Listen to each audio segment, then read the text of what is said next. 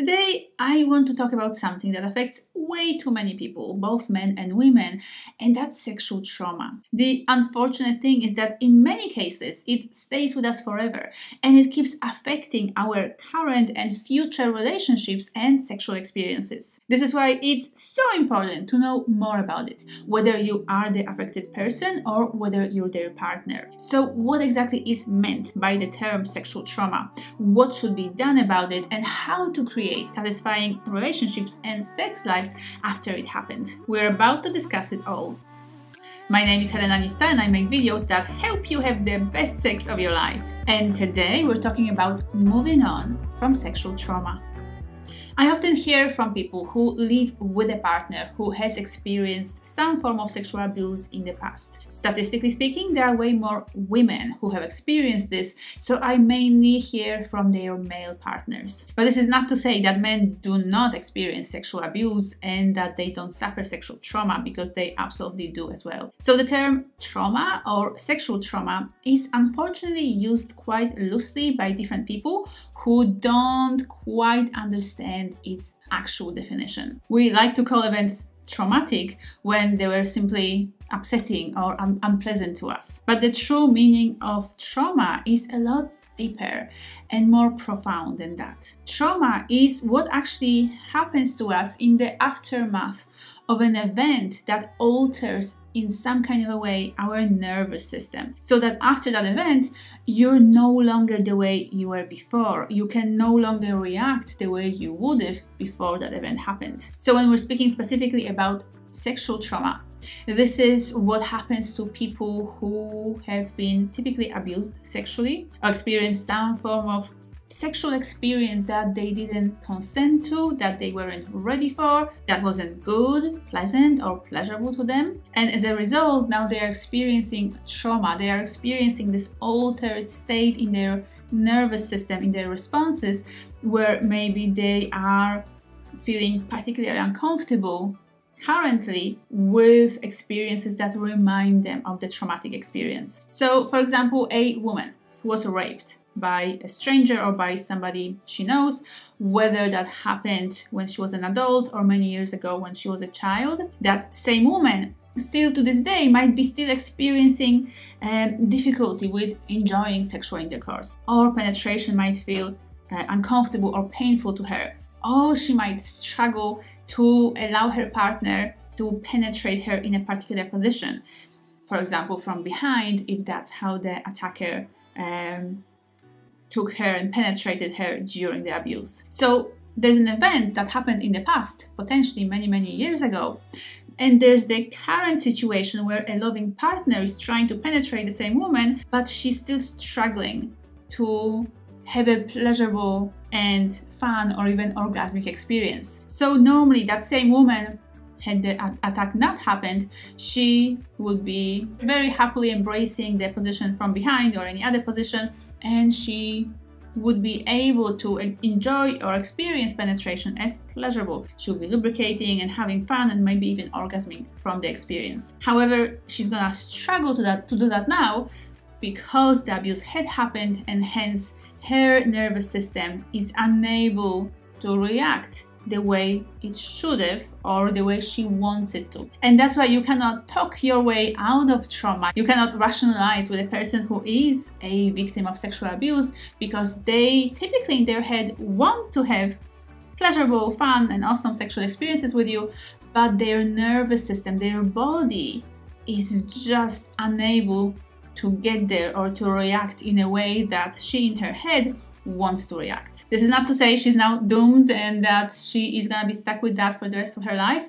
There are definitely things that can be done and ways to address sexual trauma in very powerful and effective ways. But it is to say that if you are a victim of sexual abuse, or if you are a partner of such victim, this situation will require from both of you a lot of patience, love, kindness, and care. This is also a fairly individual process that you'll need to work out your way through. There isn't just one step 1, step 2, step 3 kind of scenario that can take you from where you are to a very healthy place. This is an individual process that you're going of healing that you're going to go through. So please use these tips and techniques as a guidance to help you figure out what is the best thing for you. And here are my 5 helpful steps and practices to help you move on from sexual trauma. Therapy is an incredibly powerful tool in your toolkit of healing and moving on. And therapy can get a bad rap in certain circles. Not everybody understands just how powerful and amazing therapy can be for processing the feelings, for processing the sensations, for helping the body and mind heal from an experience of past trauma and from all that aftermath of what the abuse did to us. And how it's still affecting us in the present. Not every therapist will be the right match for you, so it's good to maybe try at least 3 different therapists for just like 1 session, for maybe even 1 phone call, to see if you feel comfortable with this person. But once you've found the right person, the right practitioner for you, they can be so helpful in helping you to understand what is actually going on for you, what's happened in the past, how it's affecting you in the present, and how to move on from that. So being in therapy can be an incredibly empowering experience for you as a victim of sexual abuse, and it can also help you talk about it. You can learn how to communicate about it a lot better, especially when it comes to talking about it with your circle, with your friends, family, and particularly with your partner. Speaking of your circle and the people who are close to you, their love, their support is going to be particularly important for you in this process of healing. So know who are your people and learn to rely on them and call on them whenever you need somebody to talk to hug, or just to be with when you're struggling. Spending more time with people that you feel safe with and that you trust and that love you can also be helpful in supporting you in establishing healthy boundaries, which is so important when it comes to victims of sexual abuse. And the purpose of these boundaries is to help you feel more comfortable with saying no when that's what's true for you, and to prioritize your well-being when it's potentially difficult, because the world is coming at you and people want different things from you, and it might be just a little more challenging to be able to look after yourself. Which brings us to self-care. So important. Oh my God, such a big topic, such a big part of any healing journey. So what brings you joy? What are the things that are going to brighten your day on a regular basis? How can you give things to yourself in your daily life that will put a smile on your face, or that will be things that you look forward to? Maybe it's taking a bath complete with essential oils and Epsom salts, or making time to read a really good book, or watch a great show on TV, or maybe it's gardening, or making an amazing meal for yourself, or taking yourself out for a nice lunch, for a pedicure, etc. Some of these activities can also preferably give your emotions an outlet.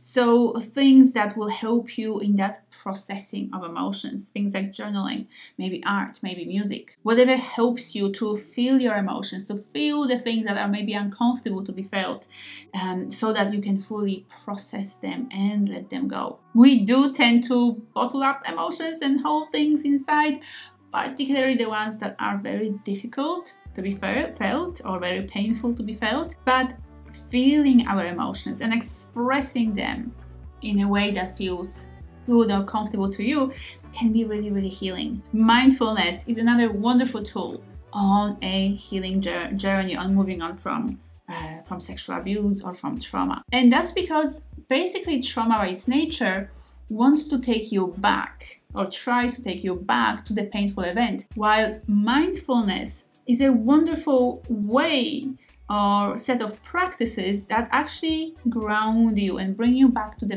present moment. So whether that's deep breathing or meditation or yoga or any other mindfulness practices, cultivating something, some kind of a practice that helps you to stay grounded, connected to the present moment, is a wonderful and powerful step in the right direction. And finally, be realistic. While I definitely recommend therapy or any other practices that help you heal and move on, it might be the case that you never fully get over the abuse, that the trauma never fully leaves your body. However, you can learn to manage it. You can learn to live in it in a way where you manage it and where it doesn't run your life / it doesn't ruin your life, or particularly your sex life. Healing from sexual trauma is a slow process, and this is particularly where both yourself and your partner need to be very, very patient here. There is a way forward. There is a light at the end of the tunnel, but healing trauma is never quite a straightforward process. Things are improving and you're feeling wonderful, and then everything will stop, or you'll feel like you've just taken 5 steps backward and you need to sort of start again from that certain point that you thought you had already worked through. That's perfectly normal. That's perfectly natural. That's just what happens. It's very common. Give yourself all the self-compassion and patience and love and care that you can. And if you're the partner of a person affected by sexual trauma, give them all your caring love and compassion. This might be a difficult process for you as well. You might just want to have a wonderful fun, passionate sex life that you feel like you deserve and both of you deserve. But here is all that trauma and all that abuse that is rearing its ugly head when it comes to your bedroom experiences together. Trying to rush things or being impatient with yourself or your partner is not going to help anything, and it might actually even slow down the process. In certain cases, it might be also a good idea to consider medication. That is a solution that can work for many different people. So if you feel like you're particularly struggling and having a hard time, it might be a good idea to discuss that option with your therapist. But whether you decide to go with medication or not, what's really important is to always communicate with your partner, to talk together about the situation so that you are both feeling included and connected and like you're going through this together. Shutting out your partner is not doing you or them any favors, so do not do that. And if you'd like to learn a very simple 3-step formula for a hot sex conversation with your partner, make sure to watch this video next.